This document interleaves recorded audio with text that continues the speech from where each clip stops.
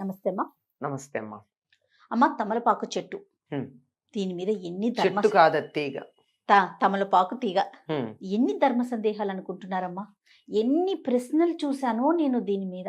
ఆ, సో ఖచ్చితంగా మీతో మాట్లాడాల్సిన విషయం ఇది అనిపించింది నాకు. ఆ, ఇంట్లో పెంచుకుంటూ ఉంటాం. ఇంట్లో కూడా తీగ కదా, పాకేస్తా ఉంటుంది. ఆ. ఆ చెట్టు నుంచి మనం ఆకులు తీసుకోకూడదని, అయ్యో తమలపాకు మనం ఆ చెట్టు నుంచి మనం తినకూడదని ఒకటి. ఇంకా చెట్టుకి ఏదన్నా ఆ చెట్టు ఎండిపోవటం కానీ కుళ్ళిపోవటం కానీ ఏదన్నా జరిగితే ఇంట్లో అపచారం జరుగుతున్నట్టు. తాకట్టులో ఉన్న బంగారాన్ని విడిపించి ఆ రోజు ఆన్లైన్ రేటుకే మేము కొంటాం. Sharma gold company. పెట్టొచ్చు స్వామికి అని ఆ ఆకులను తీసుకెళ్లి మనం అభిషేకానికి, ఆంజనేయ స్వామికి సాధారణంగా మనం తమలపాకుతో మాల వేస్తూ ఉంటాం. దీనికి వాడొచ్చా?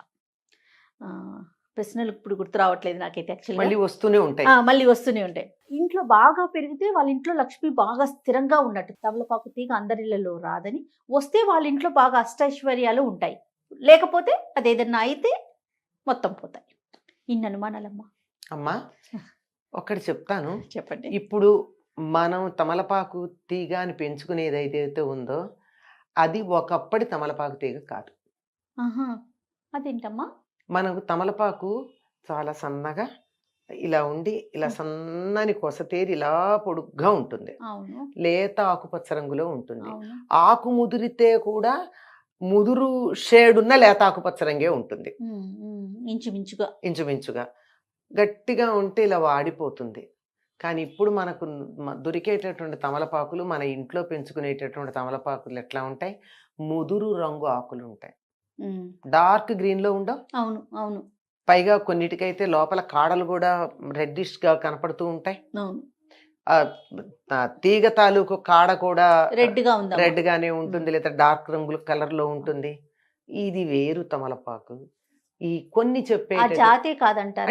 అంటే జాతిలో వెరైటీ జనరేలో తేడా ఉంటాయి కదా. ఇప్పుడు వంకాయలు ఎన్ని ఉన్నాయమ్మా? అదే కదా, అట్లాగనమాట వెరైటీ. అట్లాంటిది ఈ చెప్పిన చాలా నియమాలు ఏవైతే ఉన్నాయో అవన్నీ ఆ తమలపాకు పనికొస్తాయి. ఆ తమలపాకు చాలా తీగ కూడా ఎంత నాజుగ్గా ఉంటుందంటే, ముందు అవిసి చెట్లను పెడతారు తమలపాకు తోటల్లో. అవిసి చెట్లు చాలా త్వరగా పెరుగుతాయి. అవిసి చెట్లకి పెద్ద కొమ్మలు కూడా ఎక్కువ ఉండవు. అట్లా కొమ్మలు ఒకవేళ వస్తున్నా వాటిని చిన్నతనంలో కట్ చేసి పొడుగ్గా పెరిగేటి చేస్తారు. చేసి ఒక్కొక్క అవిసి మొక్క మొదట్లోనూ తమలపాకు తీగ పెడతారు. పెడితే ఆ అవిసి మొక్కకి అలా చుట్టుకుని పైకెడుతూ ఉంటుందన్నమాట. ఆ వెళ్ళేటటువంటిది లేతగా ఉండగానే తీస్తారు. అందుకే లేత తమలపాకులా ఉందేనో పదం వాడతాం. గట్టిగా తీసుకొచ్చి ఇట్లా పెడితే అది వాడిపోతుంది. అవును. కొంచెం వేడి దరిదాపుల్లోకి వెడితే మనం ఇలా బిరుసుగా పెళుసుగా ఉండే తమలపాకు ఏదైతే ఉందో అది ఇందులో ఉన్న ఒక వెరైటీ అంతే. మన పెరుగు తోటకూర, కొయ్య తోటకూర, పిచ్చి తోటకూర, చిలక తోటకూర ఎన్నున్నాయో అట్లా అనమాట. ఇప్పుడు మనకి పెరుగు తోటకూర కాడ వాడిపోయింది అంటాం, ఇట్లా కోసి అక్కడ పెడితే వంట చేసే లోపల అరగంటలో కాడ వాడిపోతుంది ఆకులును. మరి ఆ పిచ్చి తోటకూర తెచ్చి 3 రోజులు అక్కడ పెట్టినా అది వాడదు. ఏం కాదు. ఈ తేడా ఉంది. ఈ తమలపాకు గురించి చాలా రకాలైన ఊహలు ఉన్నాయి, అపోహలు ఉన్నాయి.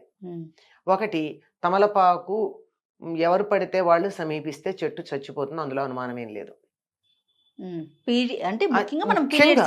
పీరియడ్స్ ఉన్నటువంటి ఆడవాళ్ళు దగ్గరికి వెళ్ళినట్టయితే చెట్టు వాడిపోతుంది. అందుకే ఆడవాళ్ళను అసలు తమలపాకు తోటల్లోకి రాని ఎరుకూలికి. ఎందుకంటే చెప్పకుండా వచ్చేస్తారుగా కొంతమంది. అందుకని అసలు ఆడవాళ్ళకి తమలపాకు తోటల్లో అనుమతి లేదు. అంటే వెంటనే కొంతమంది ఆడవాళ్ళు తమలపాకులు వేసుకోకూడదండి, తోటలోకి రానిరు. ఇది దానికి ఏం సంబంధం లేదు కదా, సంబంధం లేదు. అయితే నాతో ఒకళ్ళు వాదించారు, మా ఇంట్లో నేను తమలపాకు పెట్టుకున్నానండి, నేను పీరియడ్స్లో కూడా వెళ్ళి చెట్టాకులు కోస్తాను, నాకేం కాలేదు అని. అంటే ఒక చమత్కారంగా చెప్పాలంటే నీలాంటి మొండిదిలే అని అన్నా విషయం అది కాదు. ఇది ఆ తమలపాకు కాదు, ఇది క్రాస్ బ్రీడ్ వెరైటీ. ఇప్పుడు కలకత్తా ఆకులు, కారపాకులు ఎన్నో ఉన్నాయి కదా. మనం మామూలుగా తమలపాకులు మనకి కారాకిళ్ళీలకు వేసే వేరు, కలకత్తా పాన్ వేరు, మీనాక్షి పాన్ వేరు, అవునట, చాలా ఉన్నాయి అమ్మా. సుమారుగా 100 రకాలు ఉన్నాయి తమలపాకులు తాంబూలాల్లో. ఒక్కొక్కటి 250-300 రూపాయలు ఖరీదు చేసేటటువంటి తాంబూలం ఒక కిళ్ళి ఉంది, మీకు తెలుసా? తెలీదు, కానీ చాలా రకాలు ఉన్నాయని తెలుసు నాకు. ఒక్కటి ఇప్పుడు రేట్లు తెలీదు. 15-20 ఏళ్ల క్రితం 200, ఇప్పుడెంతో నాకు తెలియదు. ఎక్కువే ఉంటుంది. అక్కడి నుంచి మనం తీసుకుంటే మనం మామూలు కిళ్ళి కూడా దగ్గరికి వెడితే కూడా సీదాపాన, ఇది ఇంకో పాన, మీఠా పాన, సీదాపాన, చాలియాన ఏవో చాలా అడుగుతాడు కదా. అవన్నీ తీసుకుంటే ఈ వెరైటీలన్నీ అక్కన పెడితే ఒక్కటి మీఠా పాన్కి నేను చెప్పినటువంటి మన లేత తమలపాకు పడతారు. ఈ కారాకిళ్ళీలు, మీనాక్షి ఇలాంటివి ఉన్నాయే, వీటన్నింటికి కలకత్తా పాన్. ఈ కలకత్తా పాన్కి పాన్ బనారసి వాలా పాట కూడా ఉంది కదా. మొన్న మోడీ గారు కూడా ప్రస్తావించారు, కాశీ గురించి పుష్కరాలకు వెళ్ళినప్పుడు తెలుగు వాళ్ళను ఉద్దేశించి మోడీ గారు మాట్లాడారు. ఆ సభలో ఉండేటటువంటి భాగ్యం నాకు కూడా లభించింది. అదే సభలో నేనున్నాను. ఆయన అక్కడ ప్రస్తావించిన వాటిల్లో ఇక్కడ బనారసి పాన్ చాలా ప్రసిద్ధి, మీరంతా తినండి అని కూడా చెప్పారు ఆయన. అలా అంటే తెలుగు వారి ప్రసిద్ధమైన విషయాలు చెప్తూ బెనారస్లో ఏముంటాయో చెప్పిన వాటిల్లో ఇది చెప్పారు. అటువంటి వాటిల్లో కొన్ని వాడేటటువంటి ఆకులు తేడా ఉన్నాయే, వీటికి నాజూకుతనం ఉండదు. అట్లాంటి చెట్లకి ఏమీ కాదు. ఇప్పుడు మీరన్నటువంటి ఏమీ కాని వాటి సంగతి పెట్టి, మీరన్న ఈ నాజూకైనటువంటి సున్నితమైన తమలపాకు ఉన్నా అది ఇటువంటి ఇబ్బందిలో ఉన్నటువంటి వాళ్ళు, మైల సోకిన వాళ్ళు, ఎవరైనా చావుకెళ్ళొచ్చి బట్టలు మార్చుకోకుండా చెట్టు దగ్గరికి వచ్చినా అవి వాడిపోతాయి అంతే. అందువల్ల వాటి దగ్గరికి వెళ్లకుండా కొంచెం జాగ్రత్తగా ఉండడమే తప్ప ఆ చెట్టు ఏమీ కాదు. ఒకవేళ ఎండిపోయింది అనుకోండి, అవన్నీ 1-2 ఏళ్ల కన్నా ఉండవు. అట్లాంటప్పుడు ఎండిపోతే ప్రమాదం ఏంటమ్మా? లక్ష్మీదేవి వెళ్ళిపోయినట్టు ఇంటికి అశుభము ఏమీ లేవమ్మా. అయితే ఒకటి ఏం చేస్తారంటే, సాధారణంగా తులసి కానీ ఇది కానీ అవి వాడిపోతే అశుభం అనుకున్న వాళ్ళు ఏం చేస్తారు, ఒక ఏడాది అవ్వగానే అందులో మళ్ళీ ఇంకో మొక్క పెడతారు. పాత మొక్క ఎండిపోతుంది, కొత్త మొక్క ఉంటుంది. అమ్మ అది ఒక కుండీలో నుంచి కొంచెం పక్కకు వచ్చి అక్కడ మట్టి ఉంది అనుకోండి, మళ్ళీ అక్కడ వచ్చేస్తుంది. అక్కడ వచ్చేస్తుంది. దీన్ని తీసి అందులో పెట్టేసుకోండి. మీ కుండీలో ఎండిపోయిందన్న బెంగ మీకు లేదు. ఈ విత్తనాలు అందులోనే పడేస్తే అవును ఆ కోటలోనే పాత మొక్క ఎండిపోగానే కొత్త మొక్కలు వస్తాయి. ఎప్పుడూ నీకు నిండుగా ఉండాలి, తులసి కోటలో మొక్క ఉండాలని చెప్పిన ఉద్దేశం తప్ప, ఏ కారణంగా ఎండిపోతే నీకు ఏదో దరిద్రం వచ్చింది అని భయపెట్టేసి ఆత్మహత్యలు చేసుకునే స్థాయికి తీసుకొస్తే ఎట్లాగమ్మా? అవునమ్మా, అవును. అశుభం.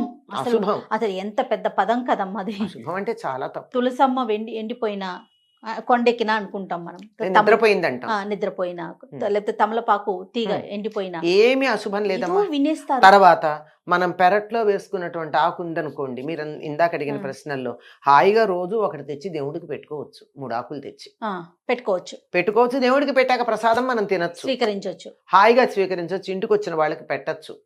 లేదు తీగ ఎక్కువగా ఉంది, 10 మందికి తాంబూలాలు ఇచ్చుకోండి, ఏం పర్వాలా.